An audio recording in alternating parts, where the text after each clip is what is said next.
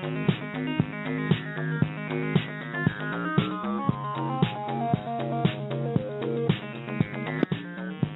listening to The Limo Show, presented by Towne Livery. And here's your host, David Bastian. Good evening, everyone, and welcome to The Limo Show, coming to you 24 hours a day, 7 days a week, via the World Wide Web. My name is David Bastian, your host, bringing you The Limo Show on Blog Talk Radio. I encourage anyone out there that's listening to our live stream to call the Limo Show hotline anytime during the show. If you have any questions for myself or our guests tonight, you can reach us at the Limo Show hotline at 714-868-0786. That's 714-868-0786. Tonight's show will focus on the 2012 International LCT Show that was held at the MGM Casino and Resort in Las Vegas, Nevada a few weeks ago. It was an amazing show. There was a lot of energy there. Everyone I spoke to left extremely happy. This show was my 14th LCT show, and once again, I do have to say that the LCT team came through and did not disappoint at all. All who attended the show benefited from, first of all, the networking that was going on, and it was going on in the hallways, the show floor, and, of course, at the different events that they held. The vendors, attendees, everyone was upbeat, and like I mentioned before, there was a lot of positive energy that was produced, from the show, and I think it made it much more enjoyable for everyone. Now, if you were not able to attend this year's show, tonight we're going to fill you in on what you missed. To discuss the show, I invited two members of the International LCT team. These two guys did a wonderful job, and they did a wonderful job keeping the people that weren't at the show up to date as far as the technology they use through Twitter and the app. But I'd like to welcome to the Limo Show Martin Romjue and Michael Campos from LCT Magazine. Martin and Michael, welcome to the Limo Show. Hello, Dave. Great to be here again. Hey, well, David, thank you for for coming on having the show. me. Well, thank you guys for coming on the show. Martin, this is your second time on our show, and Michael, this is your first time. I do have questions for you both, and I'm going to start with Martin. Martin, what was the attendance like at this year's show, and what was the overall mood for the duration of the show? Well, overall, the best way to sum it up is that everyone was excited to see all the vehicles. They were relieved that the recovery is picking up, and they were certainly curious as to what vehicles all the other operators were looking at and wanting to buy. So as a result, we had the highest attendance in 4 years and the most exhibitors since the show at the Mandalay Bay in 2008. I really can't say what the revenues are, but I will tell you that Ty Bobbitt is very happy, so that means we're happy. Fair. Definitely. I agree 100%, and like I said before, the show was amazing. Michael, I have a question for you, and I mentioned earlier technology. This was the first year that LCT Magazine used real-time social media as well as a new LCT app that was used for smartphones. Can you share with the listeners what technology was used and how well it was received by the attendees? Sure. Thanks for bringing that up. It was like you said, the first year we used. We've had an app, first of all, and second, first year we've used social media to update the operators at home, because we know that we encourage everyone to come to the show, but sometimes operators have to stay at the office and handle business, so we didn't want them to feel left out. And the LCT Show app was sponsored by North Point Transportation Group in Atlanta, so we'd like to thank them. And, well, it was designed to be an easy-to-use, interactive resource to help operators take full advantage of the LCT Show and enhance their experience there. It gave access to, like, a schedule so they can take a look at all the NLA educational classes. They can add right from their smartphones. So the app was designed for smartphones, BlackBerries, Androids, iPhones, and they could use it on their iPads and tablets. And they could go right from their phone and pick a class that they want to attend, put it on their calendar, and it would build their schedule so they would be a little more organized and be able to streamline their experience And in addition to that, we had vendor listings, so they could take a look at all the manufacturers, all the technology vendors. If some vendors chose to do so, I know Create a Car did this. They uploaded electronic documents to their vendor profile. So, sometimes you walk around the show, you get all this stuff, all these brochures, all this literature, and sometimes it can be very inconvenient to have it around. Well, some of the vendors uploaded electronic documents so operators could just download it straight to their phone, check it out later at home, check it out on their tablets. And it's connected directly to LCT's Facebook page and Twitter feed, as well as a feed directly to our news content. So anything that was updated on the website would show up on the news feed.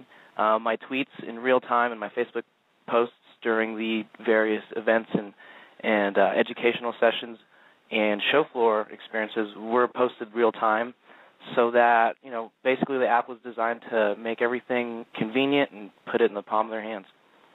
How many attendees do you think downloaded that app? I don't have numbers.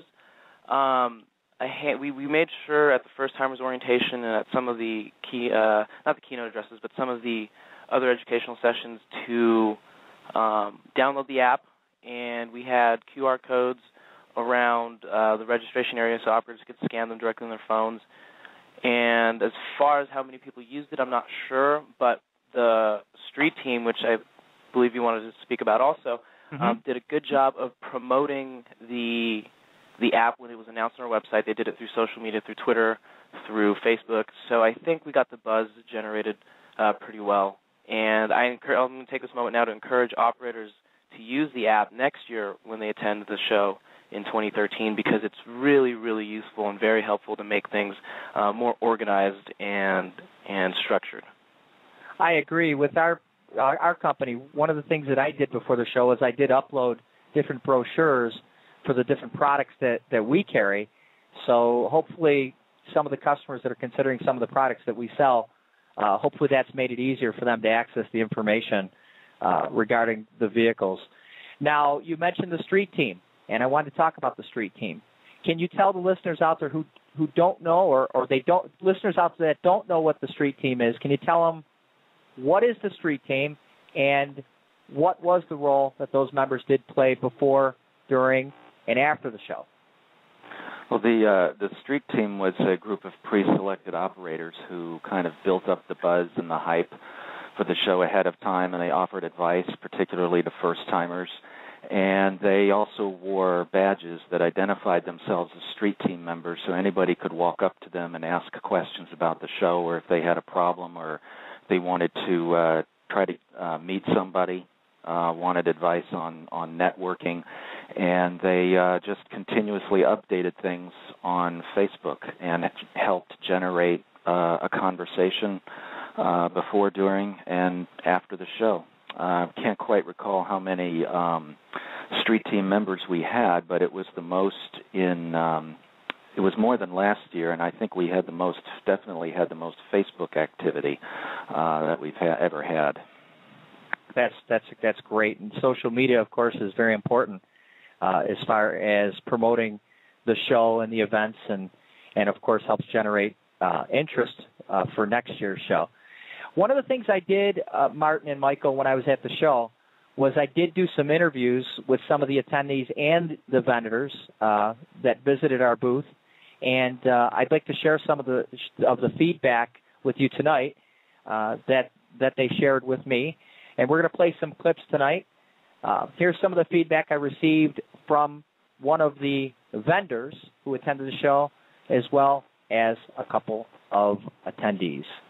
This is Derek Maxwell from Armada Chauffeured Services, and he was an exhibitor at the show. Derek, what did you think of this year's show? I thought this was the best show we've had since 2007. It was my first time as an exhibitor in many years, and made a lot of great contacts. Single best return on investment of marketing dollars that I've made. Okay, great. And what did you find the most interesting as far as products or seminars or anything that you attended? Well, I thought there were a lot of nice buses on the market. Still a lot of indecision about what's coming up in terms of sedans, but I think that the manufacturers all have some really cool products coming out, including the MKT. Okay, great. Derek, thanks for coming on the show with us. Thank you. All right. I'm with Rachel Tama from National Interstate Insurance Company, and this is Rachel's first LCT show. Rachel, what did you think of this year's show? Definitely amazing. National Interstate was excited to sponsor it this year. You know, we've been here many of years, but being the first one, I was excited to put all the faces and the names together, and very interesting. Great. What impressed you the most about it? The turnout.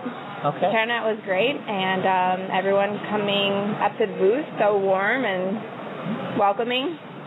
Oh, great. It was good. Yep, your company's been very supportive of our association, and I'll be seeing you at our next meeting. Thank you for coming on the show. Thank you. Okay. I'm with Carrie Peel from Blue Diamond Worldwide. Carrie, what did you think of the show this year? Absolutely one of the best shows I've ever been in. I got to meet a lot of old friends, got to meet a lot of new friends, and the exhibits were wonderful.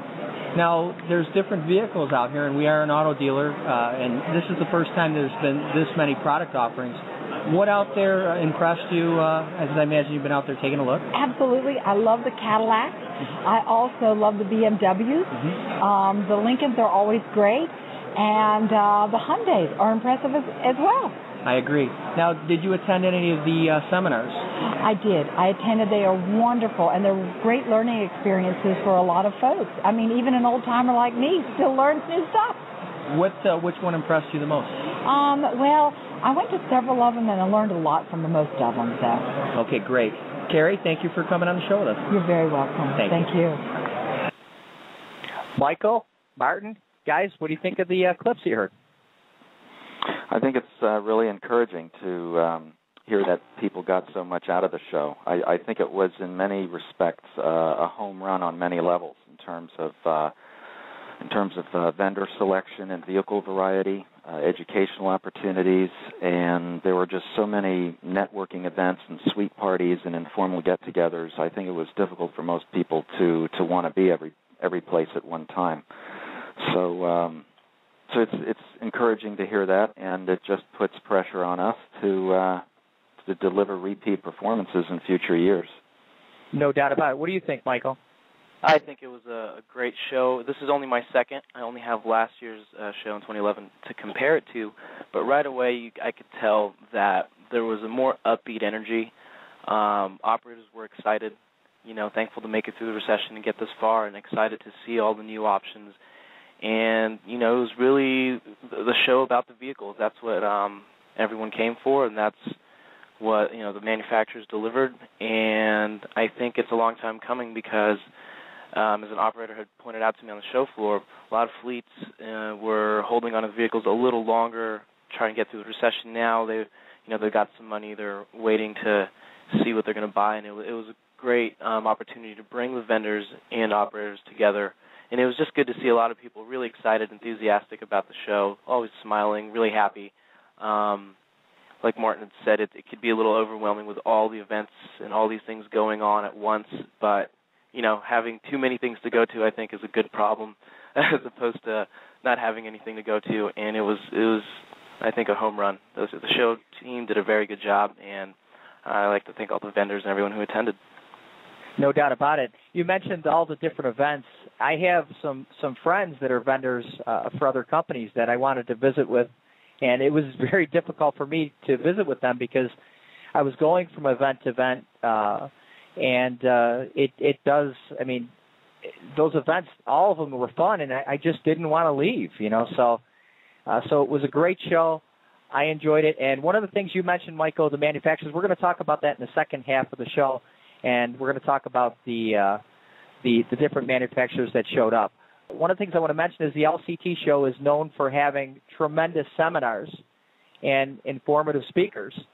Martin, I've got a question for you. Can you tell us about the different seminars that were offered at this year's show? Sure. We had more seminars than ever before. We had 4 tracks, and the whole purpose behind having these multiple tracks was to kind of get deeper into what industry people are looking for in terms of education. We wanted to take the education beyond just the owner operator executive level and get deeper down into middle management, which is why we had two tracks, one that was office-based and one devoted to middle management. And our survey numbers last year found that close to 40% of operators have home-based businesses. So we developed an exclusive track for that. And I think home-based business educational needs would be something that will be with us for a long time to come. And then, of course, we had the bus business. That's another aspect of the industry that's going to keep growing as operators branch out into other forms of ground transportation and as there are more opportunities in the charter and tour segment.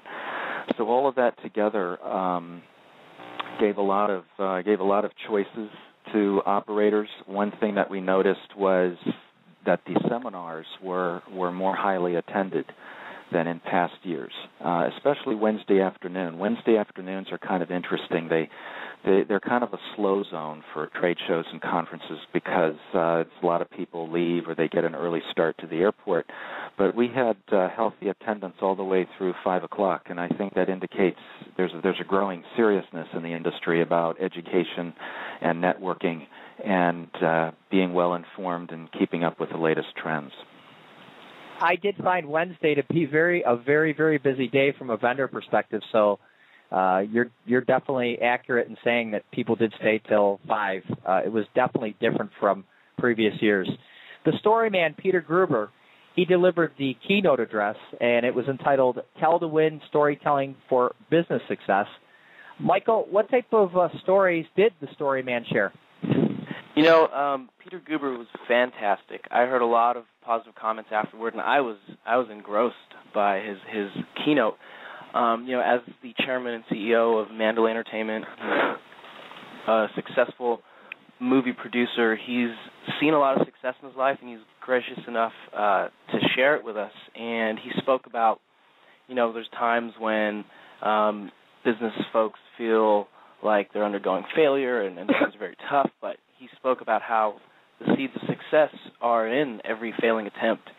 And he shared a story when he was working on a film as a young executive with Muhammad Ali, and he spoke about how Muhammad Ali was very, very hands-on with the project. He was basically sharing his vision of how he wanted the film to turn out, and that's what Gruber was trying to get across, is sharing for business owners to share their vision, share their story with their clients. And Gruber explained that he said it's very beneficial to consider your clients an audience. So once you think of them as an audience, you think of sharing a connection and giving them a feeling of participating and, you know, enjoying the performance as opposed to just being a client and a number and not a name and a face.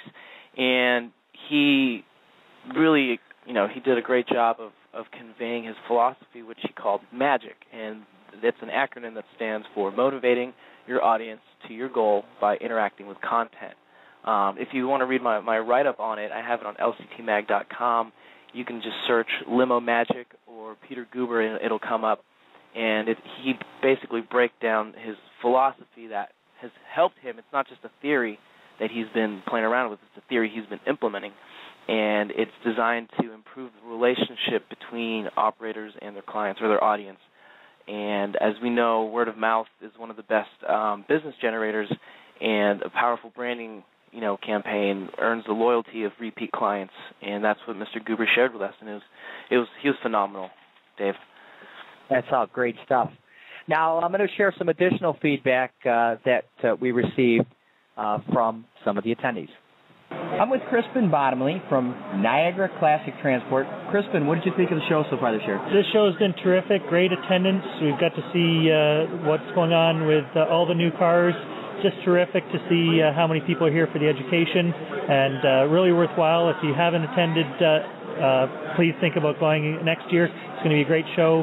We've got just a fabulous group of people here, and happy that we came. Now, Crispin, you were a street team member. Can you tell us about what you had to do as a street team member? What the stream team members do is we provide live updating on what's going on in the shows, reaction from the different presenters, we're to encourage people to use social media. And by doing that, we're actually sharing with both the people home at our office in Niagara-on-the-Lake, as well as to people all around the world and our customers that we're an organization that's committed to improvement. Now, I heard you won some awards last night. Can you tell us about it? Last night we won some amazing awards. We were in for the marketing awards for LCT, and we won for Best Print Advertisement. That was our advertisement for the opening of the Scotiabank Convention Center in Niagara Falls. Wow. Rethinking how you get to your destination. And also we won for Best Website in the entire industry. So 2 great accomplishments for Niagara Classic Transport. Congratulations, Crispin. Thanks. So it's been great meeting up here and with Towne Livery, and it's great to see Western New York and Southern Ontario. Great connection to be right here at the show. Well, thank you, and we'll see you at next year's show. Thank you. All right. I'm with Tim Wigman from Boulevard Limousine in Kansas City. Tim, what did you think of the show so far this year? So far, it's been pretty good. There's a lot of new options out on the show floor as far as new vehicle purchases. We've got an actual livery version of the MKT. They've got the new Cadillac XTS. They've got a couple Hyundais here, a couple BMWs here. There's a Rolls here, which is a nice little addition to the show. Don't know if anyone's bought one of those yet. I don't know. That's $350,000. $350,000. Yep. It's pocket change for most people. No doubt. What impressed you the most about the vehicles that you saw at the show? Because right now, at least this year's show, it's kind of unique because we've never had this many products on the show floor from the manufacturers. That is correct, and all the products that are here out on the show floor are new. I mean, every one of them is new. I mean, even from the Chrysler 300, it's been around, but this is a new generation. They've updated the Chrysler 300. The BMW has never been at the show before, so you've got the BMW that's never been at the show before. That's something new for us to see. The actual livery version of the MKT is here. They did the unveiling of the livery version of the Cadillac XTS here. So it really is an all-new product line that we have to choose from that is new. This is what we have going forward. I mean, it's nice to have them all really side by side so we can experience each one, see the pros and cons of each one. Michael, Martin, the reason why I chose this last clip because it's going to lead into the second half of the show where we're going to spend some time talking about the manufacturers. And it leads into, like I mentioned, the event that people are still buzzing about, and I imagine you get phone calls about it and emails, and that was the Ask the Manufacturer session. And this session featured representatives from Cadillac, BMW, Toyota, Chrysler, Mercedes, Hyundai, Ford, and Lincoln. It was a tremendous session that was very informative and historical because this is the first time in the 27-year history of LCT shows that 8 OEM manufacturers of automobiles were all exhibiting products on the show floor at the same time. Fortunately, we're in a position where our company is a dealer, or we're dealers, for 5 of the 8 manufacturers. And I found the Ask the Manufacturer session to be very informative. I was also happy that each manufacturer was represented on the show floor and also on the stage. And like I mentioned before, it gave the opportunity to attendees to compare and shop the competition under one roof. Michael, Martin, what do you think? What did you think about the Ask the Manufacturer session and the amount of OEMs that attended the show? Well, I think the manufacturers panel was a necessity given the realities of the vehicle marketplace. The town car is obviously going away, and you have a lot of new players in the vehicle market, and you really needed to get everybody up there talking about their vehicles. Although there was not really any new breaking information, it gave the manufacturers a chance to emphasize the finer points and amenities of their vehicles. And it also helped put a face with the company so that operators who were there at the panel could then more easily approach the manufacturers and their representatives and get questions answered and look at the vehicles. If you listen closely to what the panelists were saying, you can certainly discern some new trends that are emerging in this new generation of vehicles. And number one is they're slightly smaller in terms of overall physical and chassis size. There's certainly an emphasis on greener technology and better mileage, and they are certainly more tech-savvy vehicles. And I think it speaks to kind of an overall vehicle ethos that's emerging of practical value and very smart technology. So the panel was able to put a lot of that forward, and it's kind of going to be interesting to see how the marketplace shapes up. We haven't seen this many players in it in years, and it would be really hard to predict where the overall trend is going to go.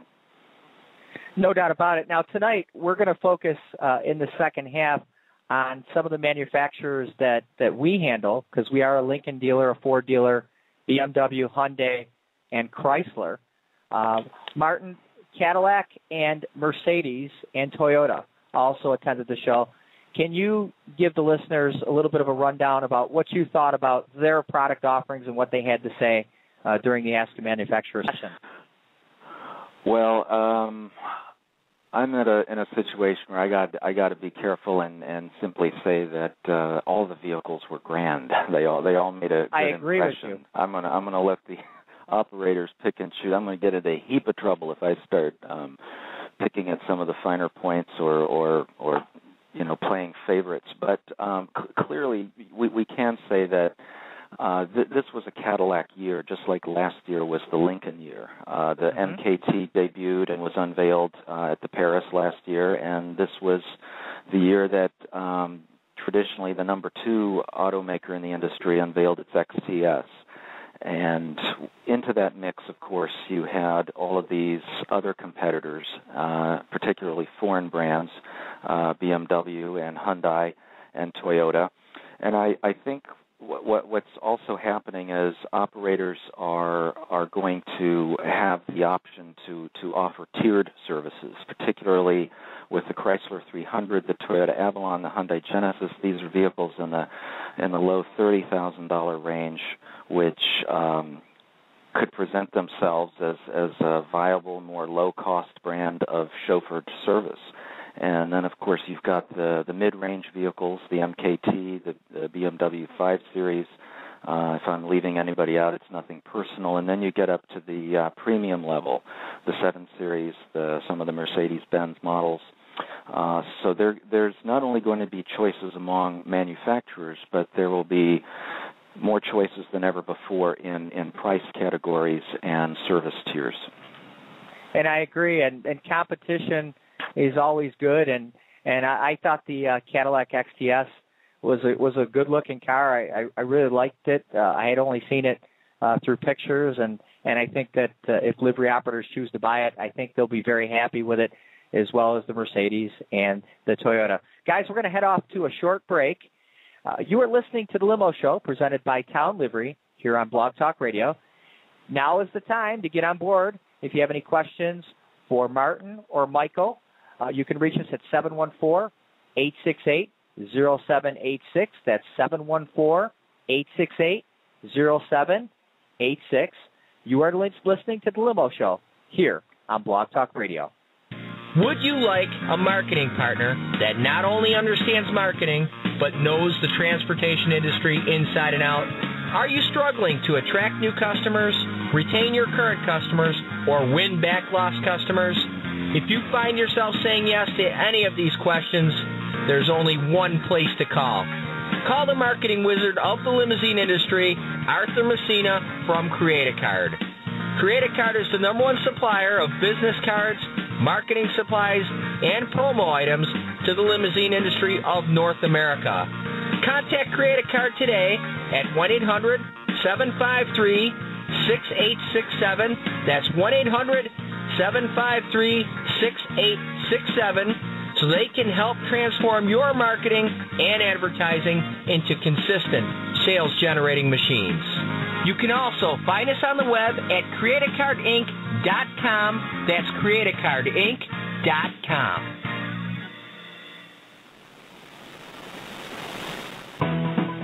Are you looking to add an executive L-Town car to your fleet? If you are, call Towne Livery.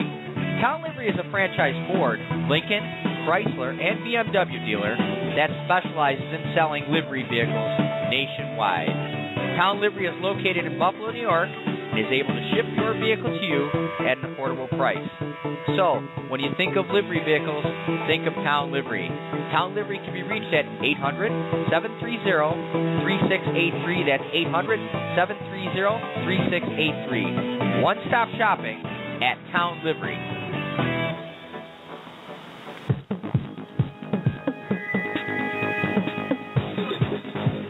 You're listening to The Limo Show on Blog Talk Radio. Welcome back. You are listening to The Limo Show presented by Towne Livery, and it's heard 24 hours a day, 7 days a week on Blog Talk Radio.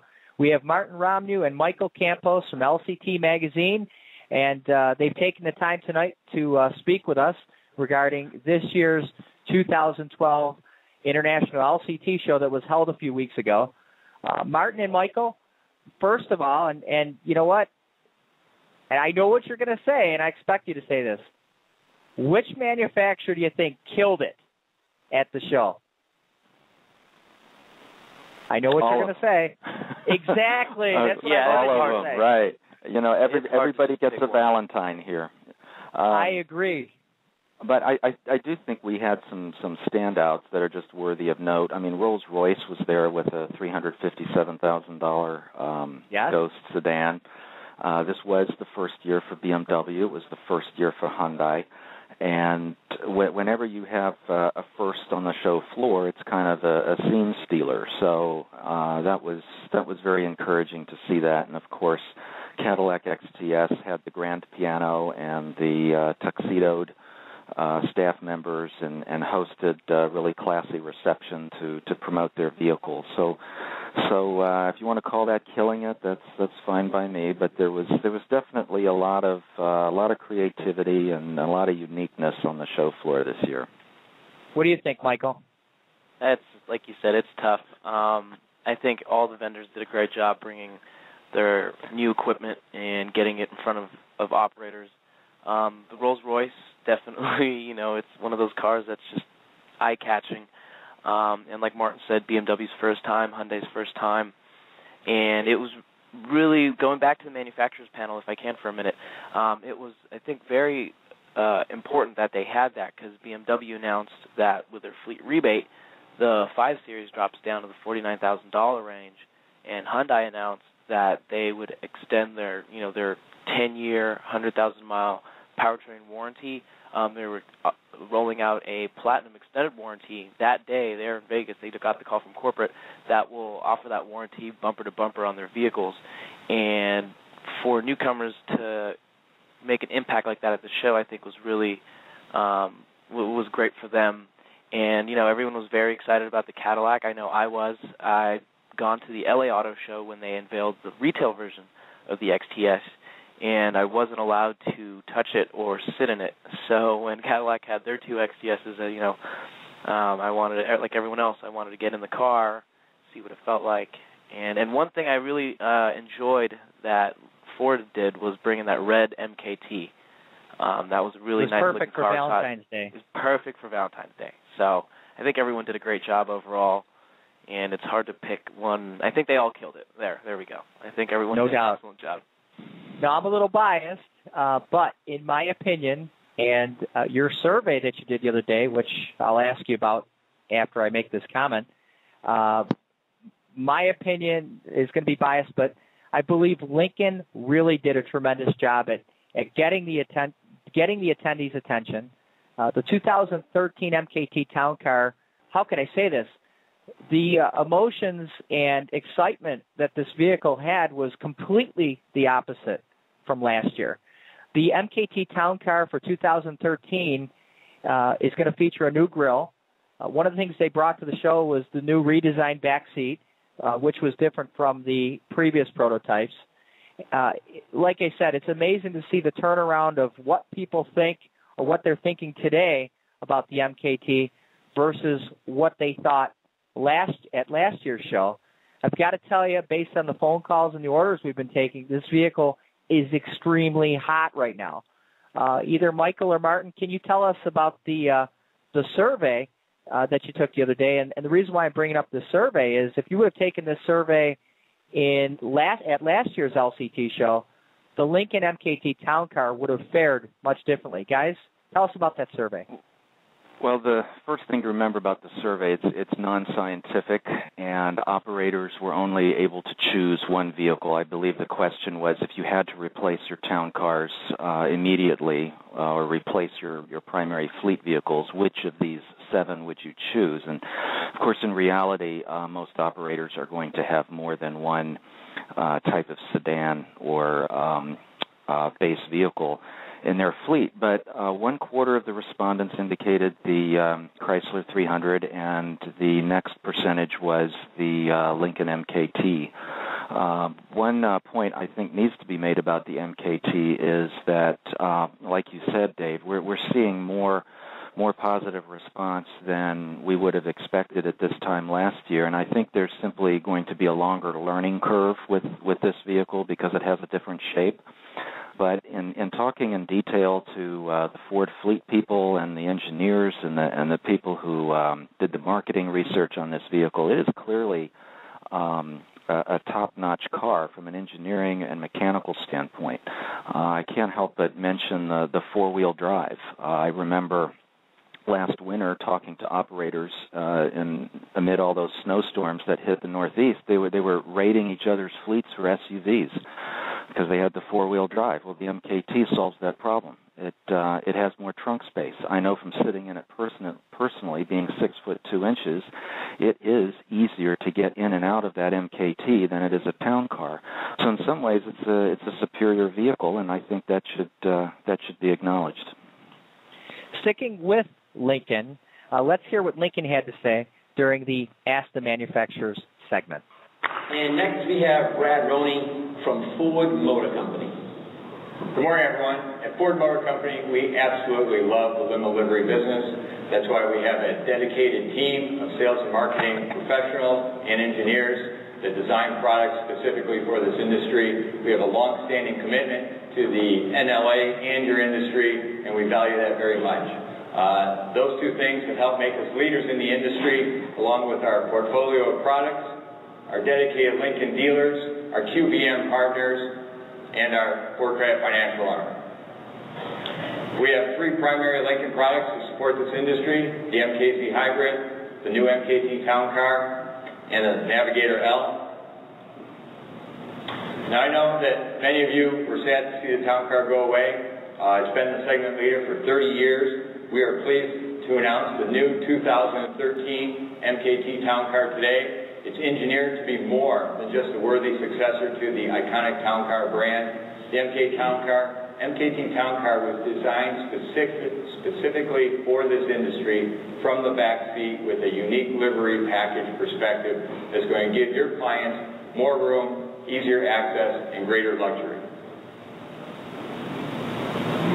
The MKT is built on a proven platform. It shares the same platform of our Police Interceptor vehicles, so it has the durability and reliability that this industry demands and that you expect from the Towne car brand.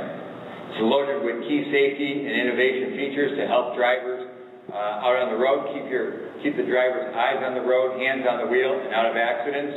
I'm not going to go through each of these features, but we have a USB key drive that we're handing out at the booth that further explains each of these technologies and how they'll benefit your organization. The vehicle comes standard with a 4-year, 150,000-mile ESP Extra Care, and it's also available as a limo chassis that can be stretched up to 10 feet. MKT Towne car Job 1 is February 27th, so it's right around the corner. Dealers are accepting orders now. We're very pleased. We have a lot of orders in the order bank already. If you're not ready to make the change over to the new Towne car, dealers still have a decent supply of the 2011 Towne car sedans available. So see your dealers for specifics on that. Come visit our booth to pick up your key to success, and thank you for your many years of loyal business. Martin, Michael, what you think of what Lincoln had to say? Lincoln makes some very good points about the vehicle. As I mentioned, I think it's something that was designed and conceived from the ground up.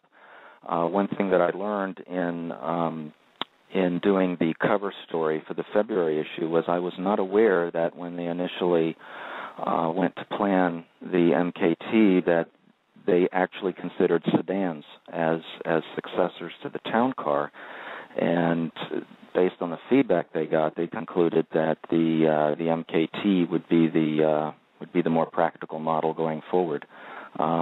Again, it's going to be up to the operators. They're going to have to decide. One interesting anecdote I had this past week, I talked to an operator out here in Los Angeles. When I had talked to him about 6 months ago, he was adamant about not getting the MKT and looking at every single other possible alternative. When I talked to him over the past week, he's buying MKTs.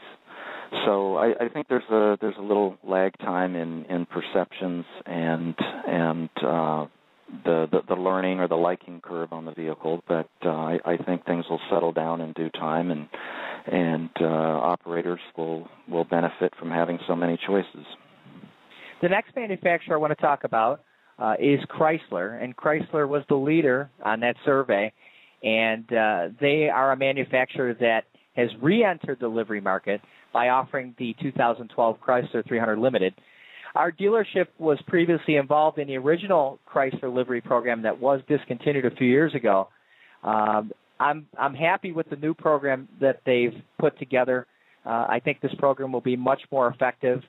And one of the things that I'm getting from speaking with different people in the industry regarding Chrysler is that the feedback is wonderful. People are much more open to the idea of adding Chrysler products to their fleet, and I think Chrysler is becoming a legitimate livery vehicle. I think the Chrysler 300 has taken a lot of people by surprise. It's come in at a pricing level that was unexpected, $30,000 to $32,000, and it supposedly gets about 30 miles per gallon on the highway. So I think it'll be interesting to hear what operators have to say as they try out the loaner versions of the vehicle in their fleets and become familiar with it. One interesting thing that I've certainly observed is that there seems to be a steady retail niche for the Chrysler 300 stretch. I think that vehicle resonates with a lot of younger retail clients, and I think given all of the exposure that it's had in movies and in popular culture, I think there's a very positive brand association with it.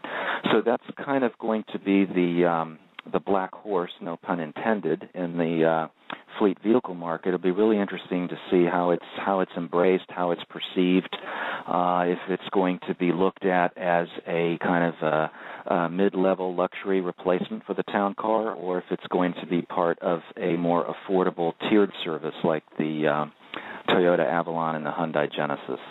So I think that's the one to watch, and that's going to definitely generate a lot of interesting content for LCT. No doubt about it. Here's what Chrysler had to say. Next up, we have Kevin Kreischer from Chrysler Fleet Operations. Thank you very much, Scott.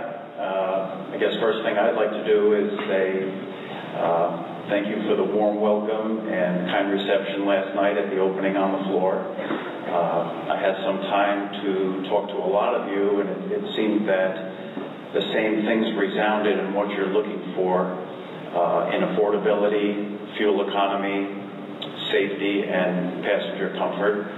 And I think we've got that package for you. In safety, we are 5-star crash rated with the Chrysler 300 Limited. In addition to being 5-star crash rated, that's just the entry to getting Insurance Institute for Highway Safety Top Safety Pick, which we are for this year. That makes it a very safe car on the road. And the Insurance Institute for Highway Safety takes into consideration more than just crash worthiness on the highway.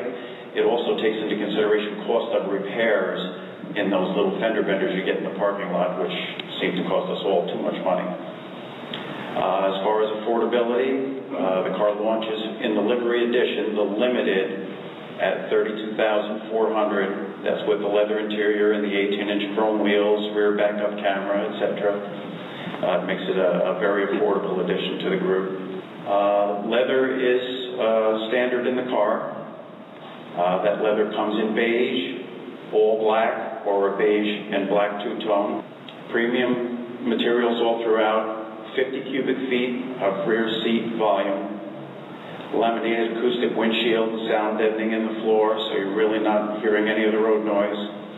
Uconnect voice command with Bluetooth, so you're not picking up the cell phone, it's coming through the radio. The car is also rear-wheel drive, V6 rear-wheel drive, with optional all-wheel drive. That's an additional $2,400 for the all-wheel drive version. The 3.6-liter Pentastar V6 won Ward's 10 best engines out there ever.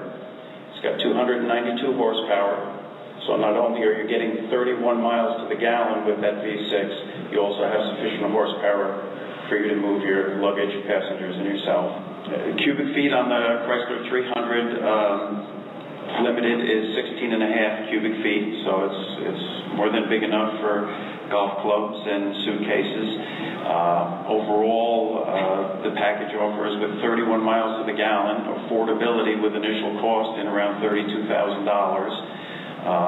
Delivery incentive, which is a national incentive, at $2,250, and a 4-year, 150,000-mile warranty that covers more than just the powertrain. That's all your electronics, your braking system, steering, etc. I think as a package, it helps you to go out there and make the money you need to make on that specific vehicle. Let's talk about BMW and Hyundai. Both BMW and Hyundai made their debut at this year's LCT show. And for both manufacturers, this was a coming out party for the industry. First of all, let's talk about BMW. From my opinion, and we are a BMW dealer, I think that BMW really surprised many in the industry when they offered the 5 Series GT and 750 Li at starting prices much, much lower than expected. Many of the attendees that we spoke to are now considering a BMW product due to the fact that BMW really stepped up and offered extremely aggressive incentives. What they're going to do is give $9,000 for a livery incentive for the 5 Series Gran Turismo and $14,000 for the BMW 750 Li. Martin, Michael, would you like to comment? Well, I think what impressed a lot of operators was the fact that the BMW 5 GT is being priced at $48,000. That makes it $5,000 more than the MKT, and it could put it right where the Cadillac XTS might be. I think the XTS, they're saying it'll be priced somewhere between $40 and $50, but if I had to put my money on it, it'll be closer to $50. So it's a very competitive price. The big question with BMW is, where have they been all these years? They are one of the premier vehicles in Europe, along with Mercedes-Benz, and those two historically have been fighting it out in the premium luxury German vehicle market. So they are definitely a welcome addition to the industry. It'll be interesting to see if BMW, the 5, being priced at $48,000, if it's going to be viewed as once again a mid-level luxury vehicle, or if it's going to be a premium-level luxury vehicle. I think it definitely has a brand perception comparable to Mercedes, and once again, this will be an interesting race to watch. No doubt about it. Here's what BMW had to say at the show.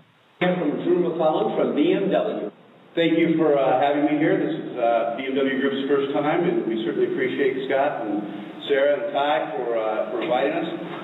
BMW is entering into the chauffeur limo market for the first time here in North America, and that is BMW Group. We're proud to offer 2 primary vehicles for your drivers and your passengers, and that would be the 7 Series and the 5 GT, just 2 vehicles out of our primary lineup. BMW offers navigation as standard part of the product offering on the 7 Series and the 5 GT. It is satellite updated. You can update it as often as you want. You can run the update. In addition, it's able to receive remote directions via email to the car to tell somebody where they want to go. Drew, how do you feel about the whole fuel efficiency going smaller? What direction is BMW going in, and how will that help the chauffeur car industry going forward? I think fuel efficiency is obviously very important to all of us. we're all faced with all the manufacturers facing certain CAFE standards. I think the vehicle that we have primarily for the sedan market here at the show is the 5GT. It will come in a diesel as well, all-wheel drive. Also gets 20 miles to the gallon, has wonderful truck space. For us, the future of the sedan is already here with BMW and the 5GT, and encourage you to come by and see their booth. Martin and Michael, guys, what do you think of what Hyundai brought to the show? Dave, I think Hyundai, this is their first show and first time they're really pushing these vehicles, their Genesis and their Equus, into the industry. And something Richard Pippenhagen had told me when I spoke with him at the booth was that it was almost as if the industry came to them because it's funny, even though they have designed a car like the Equus, which you sit inside it and you're like, this is a chauffeured car. There's a captain's chair in the back with the different amenities and comfort levels of the seat. They hadn't thought of it until it was brought to their attention, and I think LCT had helped with that, covering a stretch Equus that we found at a local dealership and giving some of the specs on the Equus and Genesis. And something that Hyundai has an issue with, or I think operators have an issue with Hyundai, is this brand perception problem. But I spoke with an operator recently, and I haven't confirmed this, but he said that when Hyundai had given them the Equus to test out for a little while, they'd mentioned that they have a different decal package, so they could take off all the Hyundai logos and just put the Genesis and Equus logos, which would help a little bit. But I think overall, Hyundai, they have some good options for this industry. They, like I said, like I mentioned earlier, they have their extended warranty, like 10-year, 100,000-mile bumper-to-bumper for an additional price. And they have fleet incentives on their vehicles. Their Equus is a $4,500 rebate, and their Genesis is a $3,500 rebate, which helps a great deal with their pricing. So I think they did a good job for being newcomers to the industry, first time at the show, and I think there's definitely some interest that operators are showing with their new vehicles. With you mentioning, Michael, the changing the logos in the back, a lot of our retail customers, believe it or not, do that with the Equus and the Genesis. The reason why they do it is not because they're ashamed to have a Hyundai, is because they a lot of them will say is because they want all the logos matching. Because when you look at the logos inside the vehicle and in the case of the Equus on the hood, the customers tend to like to have those matching logos. So that we do that at our dealership, and that is available if somebody does want to purchase an Equus or a Genesis. Here's what Richard Pippenhagen had to say. I'm with Richard Pippenhagen from Hyundai Motors America, and this is Richard's first LCT show. Richard, what did you think of the show so far? I think the show was phenomenal. For us, this is, as you mentioned, our first event, and as a result of it being our first event, the feedback that we've been getting, very reassuring, very positive, very encouraging. We didn't really come to this show, and we didn't really get into the space of livery and limo with the thought of really making any inroads in there. We didn't build these cars for that particular reason. We built them for retail.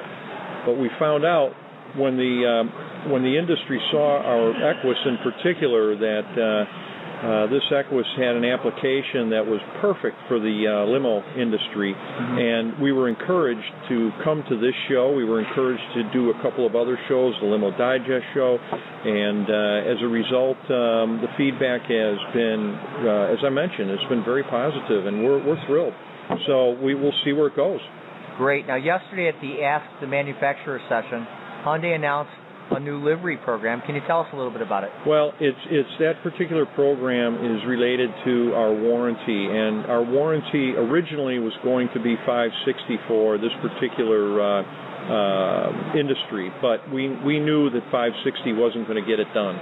So we went back to the powers to be, to both Korea and here in the executive quarters of the U.S., Hyundai, and asked them for some preferential treatment for the livery industry, since we were going to start involving ourselves in the industry for the 100,000-mile warranty, which we were awarded.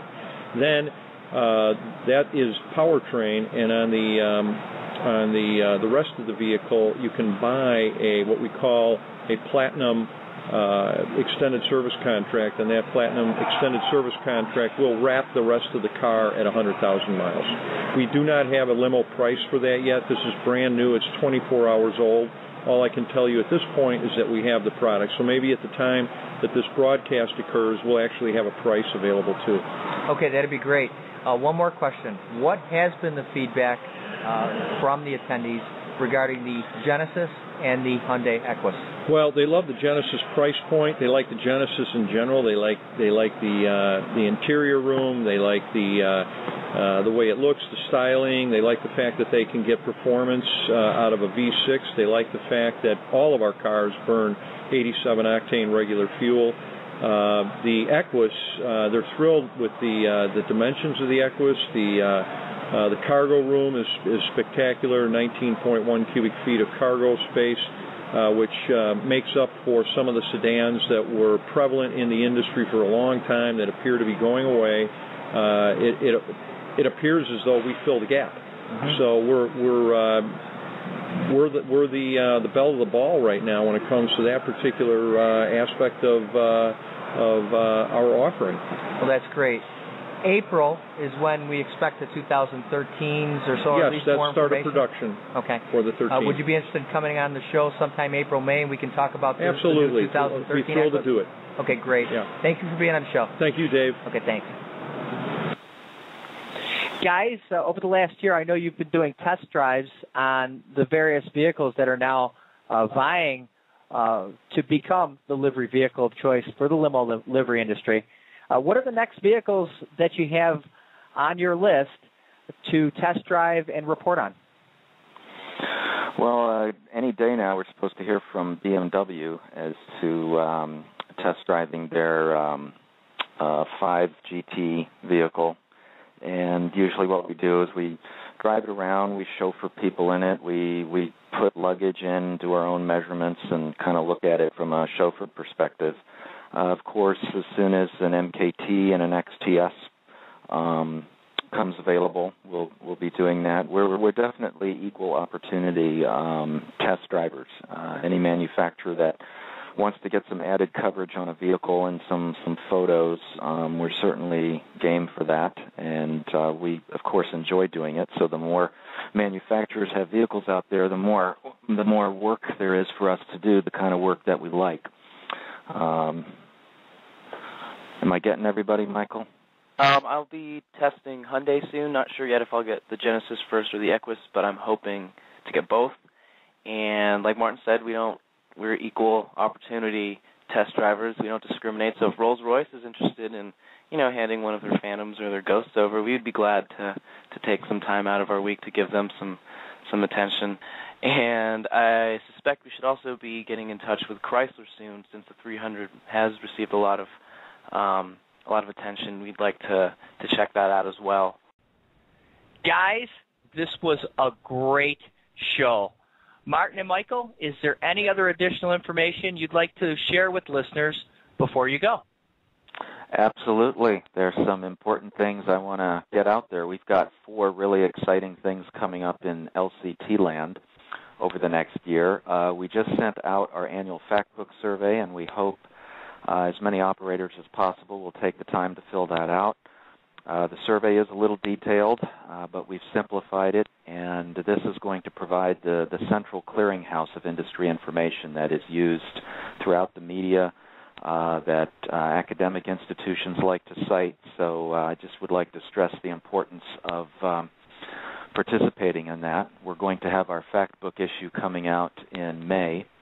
Then right after that, we're going to have our 100 Fleets List issue, and this year it's going to be a leadership issue. So we are looking for both operators, vendors, all types of industry figures trying to get their insights on leadership, and we'll certainly be coming up with some questions and some angles.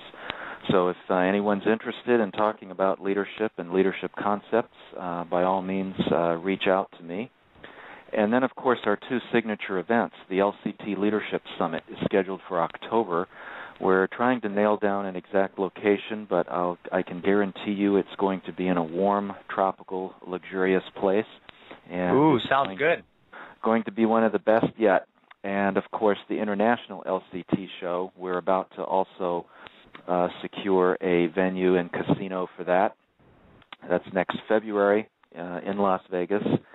And whereas this year everybody was kind of checking out the vehicles and evaluating what to buy, I think by this time next year you're going to see some serious decisions and some really long-term commitments and some heavy buying activity going on. So next year's show will be like this one on steroids, and we certainly look forward to seeing everybody there. Martin, Michael, thank you again for coming on our show. Thank you. Good to talk to you. You are listening to The Limo Show, presented by Towne Livery on Blog Talk Radio. We appreciate the time you've taken to listen to our program. The Limo Show will be coming to you 24 hours a day, 7 days a week on Blog Talk Radio. So we encourage you to tune in and listen.